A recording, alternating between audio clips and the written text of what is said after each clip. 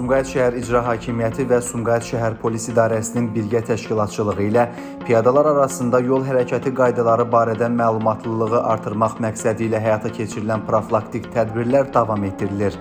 Təbliğatın gücləndirilməsi məqsədi ilə Sumqayıt şəhəri üzrə fəal gənc könüllülər də maarifləndirmə işinə cəlb olunublar.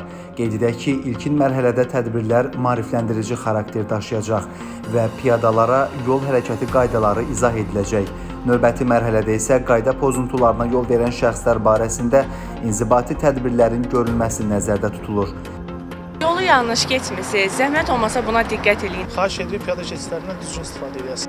Sumqayıt şəhərində insanların intensiv hərəkət etdiyi küçə və prospektlərdə piyadaların vurulması ilə nəticələnən yol nəqliyyat hadisələrinin sayının minimuma endirilməsi məqsədi ilə təbliğat təşviqat prosesinin mütəmadi olaraq davam etdirilməsi nəzərdə tutulur.